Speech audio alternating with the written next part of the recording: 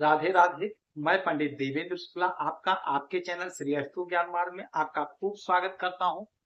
तुला राशि 5 दिन महापरिवर्तन योग से होगा बहुत बड़ा बदलाव। संपूर्ण जानकारी सरल शब्दों में, सरल भाषा में, सरल उपाय के साथ आपसे निवेदन है, प्रार्थना। आपने लाखों उपाय किया, एक उपाय मैं भी बताता हूँ। करेंगे तो हो सकता है लाभ हो। लाभ हुआ तो आपके जीवन की दिशा और दशा बदल जाएगी। हमसे जुड़ जाइए, अपडेट रहेंगे। जुड़ने के लिए हमारे चैनल को सब्सक्राइब कर लीजिए। आपका एक पैसे का खर्च नहीं। छोटा उपाय बताता हूँ, उपाय को करते चले, हो सकता है लाभ हो जाए। तुला राशि ग्रहों की जो स्थिति बनी है, आपके 5वें घर में राहु चंद्रमा, आपके 6वें घर में शनि शुक्र, आपके 7वें घर में बुध, 8वें घर में सूर्य, 9वें घर में गुरु, 10वें घर में मंगल और 11वें घर में केतु महाराज बैठे हुए हैं। 20 तारीख को सुबह आपके कुंभ राशि में चंद्रमा का गोचर हुआ है। चंद्रमा यहीं पर बैठे हुए हैं आपके 5वें, और यहां से इनकी 1 2 3 4 5 6 7 7वीं दृष्टि पड़ रही है सीधे आपके आय के घर में। चंद्रमा और राहु एक साथ जब भी बैठते हैं तो ग्रहण योग बनता है। अब ग्रहण योग में होता क्या है कि आपके काम में बाधा आती है। तो यदि आप पढ़ाई कर रहे हैं तो मन में थोड़ा उचाट होगा, मन में थोड़ी चंचलता होगी, मन में थोड़ा भटकाव होगा। तो आपको भटकाव से मन को रोकना है, अपने काम पर खींच करके उसे ले आना है।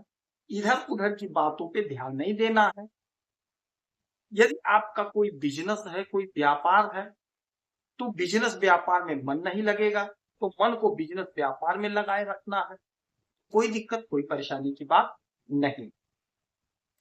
अच्छा, इसी 5 दिन में गज केसरी योग का भी निर्माण हो रहा है, जिसका आपके जीवन पर बेहद ही शुभ असर पड़ता हुआ दिखाई दे रहा है। आपका सपना साकार होगा, आपकी इच्छा की पूर्ति होगी। अच्छा, 22 तारीख को यहां से चंद्रमा निकल करके दोपहर में आ जाएंगे मीन राशि में, आपके 6वें घर में, और यहीं पे शनि महाराज बैठे हुए हैं। तो शनि और चंद्रमा 20 योग का निर्माण कर देंगे। आप अपनी वाणी पर संयम रखिएगा, किसी से उलझिएगा नहीं, तो कोई दिक्कत, कोई परेशानी नहीं है। अपनी योजनाओं को गुप्त रखिएगा तो आपका कार्य सफल होगा, पूर्ण होगा। और यहां से 1 2 3 4 5 6 7 7वीं दृष्टि 12वें घर पे, तो 12वां घर क्या है? विदेश। तो विदेश का यदि कोई मसला है, कोई मामला है, तो आप बड़े होशियारी से सॉल्व करिएगा। अपनी योजना को किसी को बताइएगा नहीं। खर्च का योग तो बन रहा है, किंतु जो भी पैसा खर्च होगा, आपका पैसा आपके प्रॉपर्टी पर खर्च होगा। हो सकता है आप कोई जमीन खरीदें, हो सकता है आप कोई खेत खरीदें, ऐसा योग बन रहा है। देवगुरु बृहस्पति भाग्य के घर में बैठे हुए हैं। भाग्य का जोरदार साथ मिल रहा है, इच्छा की पूर्ति हो रही है, सपने साकार आपके हो रहे हैं। उसके बाद में 24 तारीख को मेष राशि में चंद्रमा आ जाएंगे, फिर यहीं पे रहेंगे। तो चंद्रमा जब मेष राशि में आएंगे, आपके 7म भाव पे आएंगे, तो दाम्पत्य जीवन में प्रेम प्यार मधुरता देंगे, बिजनेस व्यापार में तेजी देंगे। और यहां से 7म दृष्टि सीधे आपके लग्न पर पड़ेगा, तो मन बड़ा शांत रहेगा, मन प्रफुल्लित रहेगा, उन्नति का मार्ग प्रशस्त होगा। कोई रुका हुआ काम आपके बुद्धि विवेक से आपका सफल हो जाएगा।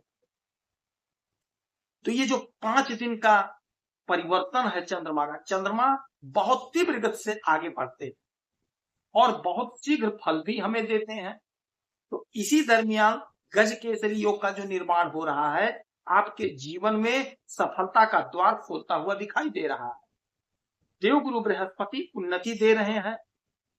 यदि आप नौकरी के लिए प्रयासरत हैं, इंटरव्यू दिए हैं, परीक्षा दिए हैं, तो यकीन मानिए आपका सिलेक्शन कहीं ना कहीं होता हुआ दिखाई दे रहा है, आपकी नौकरी लग रही है। बिजनेस व्यापार में उछाल होगा, तेजी होगा। यदि आप राजनीति के क्षेत्र से जुड़े हुए हैं, तो अपनी योजनाओं को गुप्त रखिएगा, तो आपको लाभ होगा। अपनी योजनाओं को किसी से बताना नहीं है।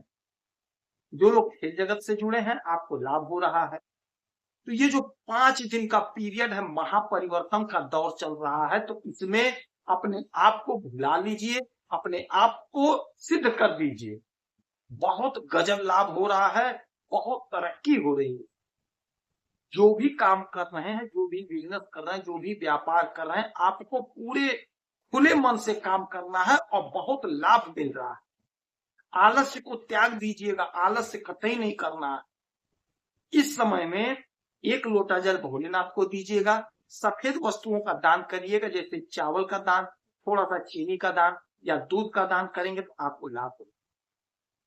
यदि आपकी कोई समस्या है, परेशानी, तो आप इसी वीडियो में डिटेल करेंगे। आपके कुंडली का विश्लेषण करूंगा, समीक्षा करूंगा, सटीक और सरल उपाय बताऊंगा। करेंगे तो लाभ होगा। आप खुश रहें, हैप्पी रहें, यही हनुमान जी से हमारी प्रार्थना है। जय